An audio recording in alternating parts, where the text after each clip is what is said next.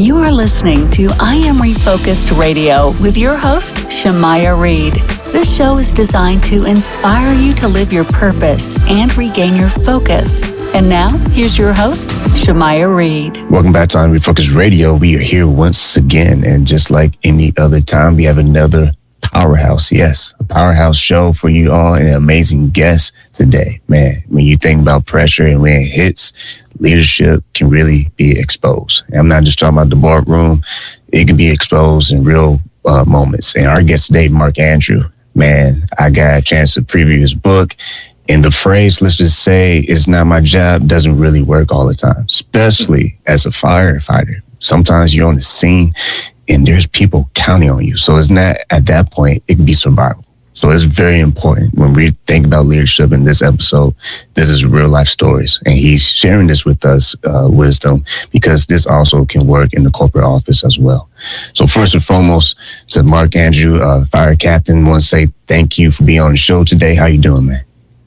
Doing very good, Shemaiah. This is a real pleasure to be here. Thanks for the intro. Yes, sir. I mean, I didn't do it justice because, like I always say, I got so many great guests that their bio was like almost 45 minutes long. I had to cut it to like 30 seconds. So I appreciate you doing all the great work in your career. So my first question is, kind of tell us what inspired you to be a firefighter, because I want to kind of learn just about what was the beginning like for you in your career. Very common story. My dad was a firefighter, coincidentally for the same department. And it happens to be the city that I grew up in. And in the 90s, when I was applying, there was a very competitive job applicant pool. At the time when I started, they only really wanted basic EMT. They would send you to an academy. Most people went and got the fire academy themselves by going to a community college or a trade school. And so academy and basic EMT, and it wasn't really all that hard to get into the job applicant pool. So we would show up at it'd be a gymnasium filled with 800 people applying for one job. And as the years went through all of that, it's now a lot different. Less young people are going into the field, less young people are going into the labor sector, and the job requirements have gotten a lot harder. You now need a paramedic license, which is a couple of years. So you're really looking now at a 3 to 4 year commitment of training and education to get the job. So when I was applying for the job, it was just super competitive, and I would have taken the job anywhere just to get my career started. And coincidentally, it was my father's department was the first place that called me, but that still took about 7 years of applying. I'm glad I asked that question because it sets the tone, because you have a book that you been able to write for our readers and for our audience to go check out. And that is Through the Heat: Essential Leadership Lessons from the Firehouse to the Corporate World. With all the funny stories, I mean, to me, I'm a comedy guy, so I like to laugh. I'm not sure that was your focal point to make me laugh, but I was previewing the book. Oh, no, it was. Okay, good, because I don't feel bad now, because I'm like, man, some of this is hilarious. So without spilling too much of the beans in the book, what's some of the funny moments that you started to catch during on the job? Because the one that starts from the very beginning of you on scene and someone was being timid to make a decision, and it's like, hey, there's an actual situation happening right now. We can't have this timidness. Yes, and I absolutely am aware of the humor involved in telling that anecdote years and years afterwards.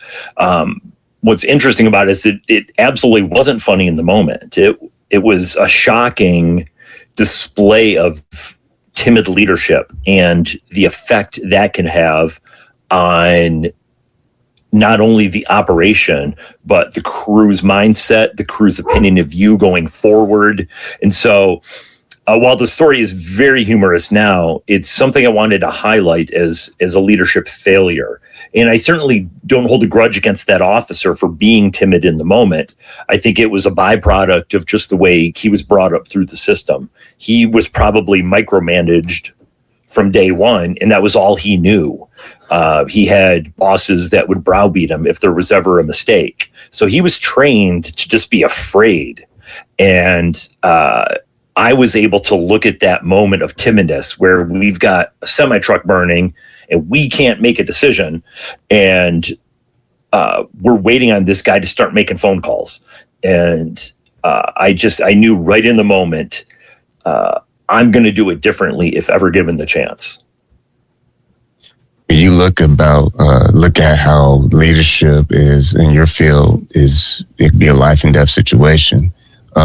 What's some of the moments or a moment you can think of that made you say, you know what, I never want to lead like this? Yes. There were a few of them. One really good example was we had an administrative task delegated to the station lieutenant. And so he delegates it to me, which is totally fine. I needed to start learning these administrative tasks, and we're setting up these schedules and vacation hours and other types of time off. And the schedule ended up getting messed up. We couldn't figure out what happened. And then 2 people put in for the same day off, and then one guy's got to get denied. And so as they're all arguing, we figured out, oh, this was an issue with the way this computer is saving the data, because it was before Google Docs and shared servers and clouds. And so we're trying to save to hard drives and upload and export. And we finally figured out the problem. Unfortunately, the big chief of our day, just the chief of our shift, wasn't as optimistic as I was that we found a solution. He was upset that the problem happened in any way. So he calls to the fire station, and the lieutenant answers, and he just starts yelling. And the lieutenant goes, "Oh, yeah, just a minute. Yeah, here he is." And he hands the phone to me. And I said, "What the?" And I could hear the chief yelling through the earpiece. I go, "Yes, sir." "Oh, of course, sir. Very sorry, sir. Sir. Very sorry. Won't happen again, sir." And then I covered up the phone. I just go, "Jerry, what the hell do you think you're doing?" He goes, "What are you talking about? This is your mistake." "It's the chain of command. You're supposed to be taking this phone call." And he goes, "Why would I do that?" And I said, "Oh my God, this is, yes, sir. Very sorry, sir. And I'm just sitting there right in the moment saying, "Oh my God, I can't believe he's not stepping forward and taking the blame for this. If I'm ever an officer and this happens, I take that phone call. I will never, ever pass the phone to a junior guy and let him take the boss's wrath. The boss gives me the wrath. And then if it's warranted, I'll pass it down to them. And if not, then I'm just going to absorb it." You have quotes throughout your book that I really appreciate because, I studied philosophy in University of Toledo, go Rockets. But when you think about how it's beyond that, because you don't just use quotes, you actually talk about it's beyond those words that we read in books and those great thoughts. It's action, how we lead by example. You have stories of sometimes when crews on a call and there's stuff that needs to be done, washing dishes or doing stuff around, you don't leave that for them when they come back. Kind of touch that on the audience as far as leading by example. Yeah, I've always thought that we have it good in the fire service because we get to live in that station for 24 hours. You intimately get to know the people you're working with. You know their strengths, weaknesses, tendencies, and you get to work with them in non-emergent situations. So unlike in police, probably a little bit more like the military because you're at the base for possibly years before deployments. We have daily tasks and we have daily trainings, and sometimes a special project will show up. And so we can tackle those as a team. And then the senior guys could lead the junior guys in managing this task or assembling this thing or fixing this broken thing. And so we, on a day-to-day basis, have to just do non-emergent things and do it as a team. And so if I'm participating in that as the boss, it shows them that these tasks are important. That doesn't mean that I got to be mopping the floors all day long, but if my work is done, there's nothing wrong with me pitching in and being a team member. If my work is pulling me away, then I will go do my job because I'm paid to be the station officer, and sometimes things come up. But I found that does lay a groundwork for when we are on an emergent scene, that it's now natural for me to then take a part of being a team member and being a leader of a crew. So if we're at a fire, I'm going to be inside the fire with my crew, crawling along with them. I'll be looking out for hazards and having their back for safety so they could focus on their tasks of searching for people or working the hose nozzle. But it's all laid with the groundwork of I'm going to be with them. I'm not going to ask them to do anything that I'm not willing to do myself. You also highlight on being able to make decisions and execute, because you give examples that if you have someone give someone an order to do something, you don't need them to spell out what they're going to do in steps. You just need them to actually do the job. So kind of touch on that. How important is it for safety and just for having a successful call for your crew to actually execute on decisions and not spell out the whole world of what they're going to do in steps? Absolutely. And that was a key thing that me and my peers talked about coming up the ranks, is we liked the officers that were active with training at the station level, not the officers that would micromanage us. And so I made a decision early on if I'm lucky enough to become a lieutenant someday, we're going to have regular training, and we're going to practice not only on the individual tools or working with your gear, but just on the procedures and the deployments. We could do tabletop exercises. We could talk about the order of which we would like things done based on which rig you're on for that day. So when we get to a fire, they would already know, for the most part, what the objectives are. So if we got a fire, they would know, hey, the person on the first engine is going to pull the hose off the truck while I'm walking around checking all four sides of the house. Whereas the people on the ambulance are going to know, I've got to go up and I've got to force that door open. The people on the first driving ladder truck are going to be setting up ladders in case we need to access windows or get on the roof for anything. And so with training and preparation, they could just go to work without me having to say, hey, I need you on the roof. I need you to go grab the flathead axe, the 24-foot ladder, the 16-foot ladder. I want it placed over here. I want it at this angle. I want you to go up with this person. I want you to go 6 feet up and then go to the right. And then I cut a hole 10 feet in here. I could just say the words, hey, go take care of the roof. And then I could walk away and know that it's going to be done, because it's a thing we dealt with months to years ahead of time with that daily training.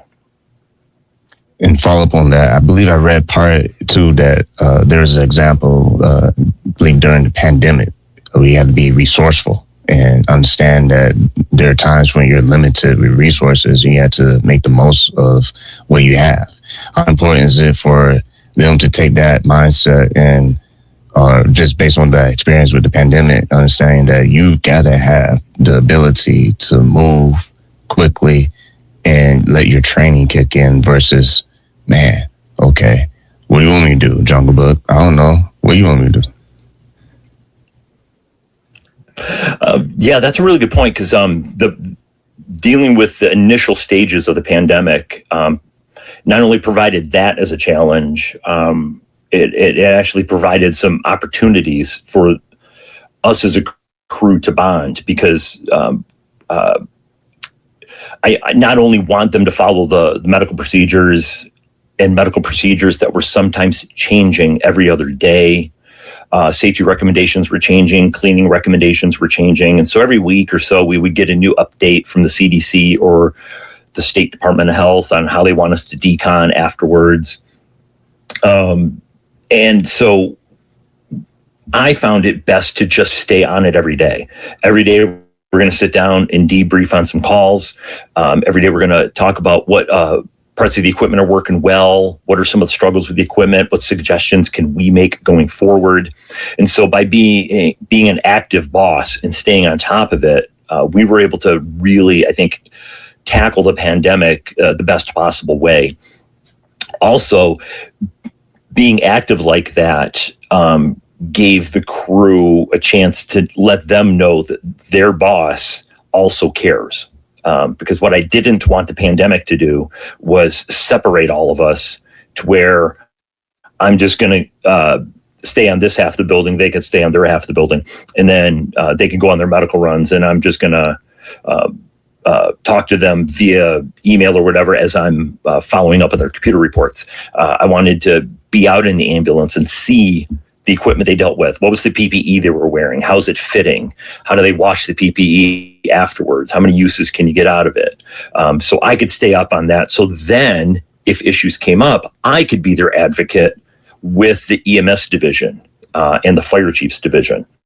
Once again, listen, I Am Refocused Radio, watching us online, talking to our guest today, Mark Andrew.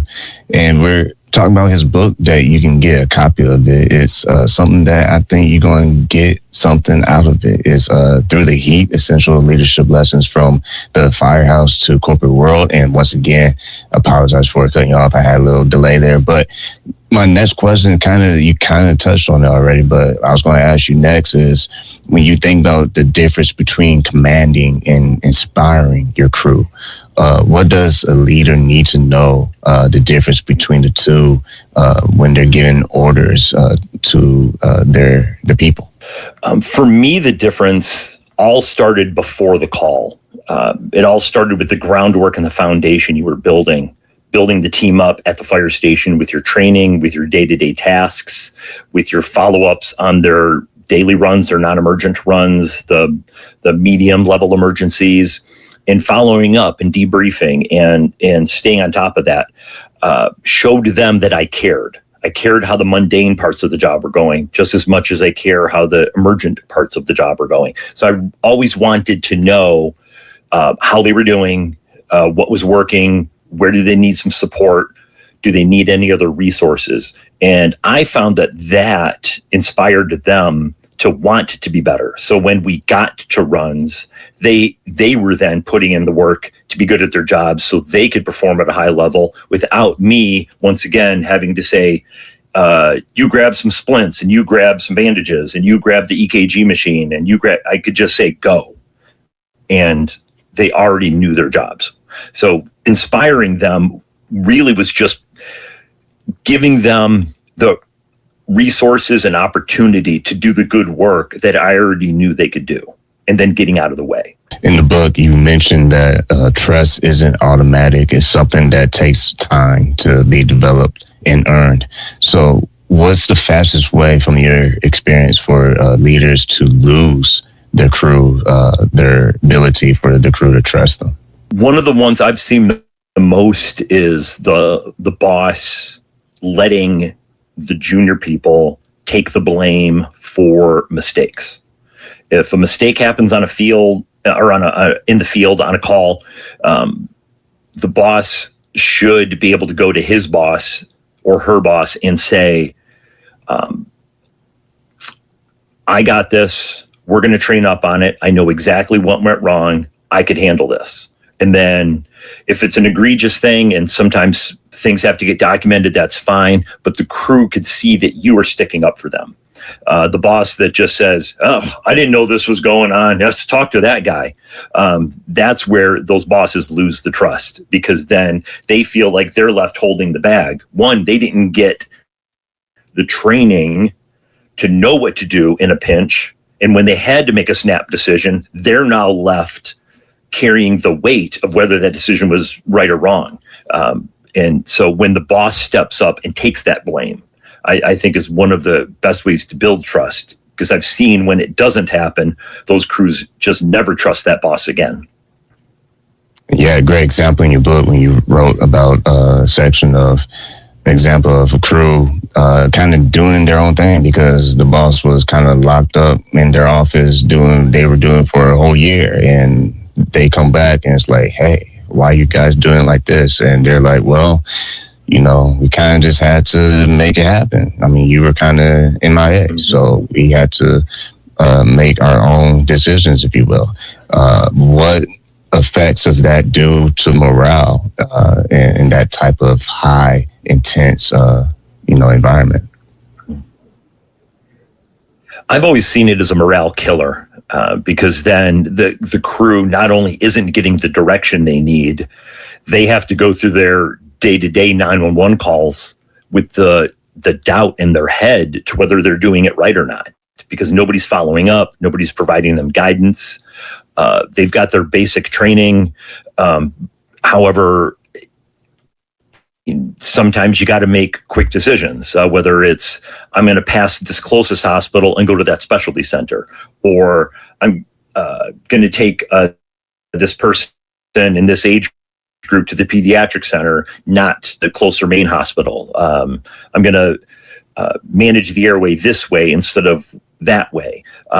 And so then they have to go through their day-to-day career always wondering, boy, what happens if I mess up? Because they now know that their boss hasn't laid that foundation, hasn't been present, and hasn't been building them up for months to years.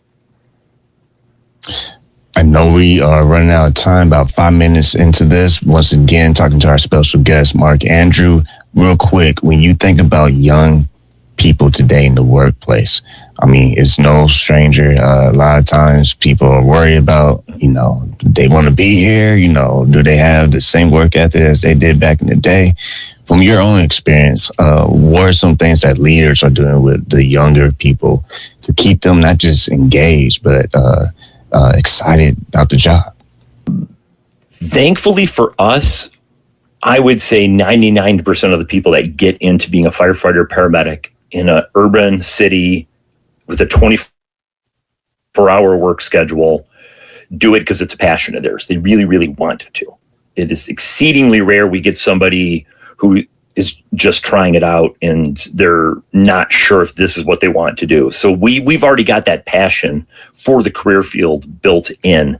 That being said, we are hiring different people nowadays, and it's not a good or a bad thing, but it has definitely changed the way managers have to lead people. And if I was to look at the fire service 40 years ago, half the people did 4 years in the military, went and got a basic EMT license and just got hired. And then we would just do whatever training, and then it would be yes, sir, no, sir. And you could just yell at them and they would respond. Nowadays, we're pulling younger kids in that are super smart and could have gone to med school if they wanted, could have became lawyers if they wanted, but they want to work in an exciting career field. We're pulling kids that are really smart with computers. We're sometimes pulling kids in now that haven't worked in the labor sector before or never played sports growing up. So we've got people that are super book smart, but when they come on, they say, hey, can I work out on the job? Absolutely. We'll even provide you a fitness program because that's where this person needs their first year training to be. And it's not a good or a bad thing. There's been some incredible young people we've hired that are incredibly bright, but it just takes a present leader to see what the needs are of the crew. And then you could adapt your training for them rather than just rely on the old drill sergeant. I'm just going to yell at you, and if I want your opinion, I'll beat it out of you stuff. That doesn't work anymore because in this job market, these kids, with the way a lot of our union contracts are set up, they could just go to another department and maintain seniority or pension benefits. So if I don't provide them what they need to be a fulfilled employee, they could easily go somewhere else. Once again, been talking to Mark Andrew, and you get a copy of his book, Leading Through the Heat, Essential Leadership Lessons from the Firehouse to the Corporate World. Let you have the floor in the last couple of minutes. What do you hope people will take away from your book? And there's additional resources or updates that they can follow online. How can they do so? I post some on Twitter at The Conversat.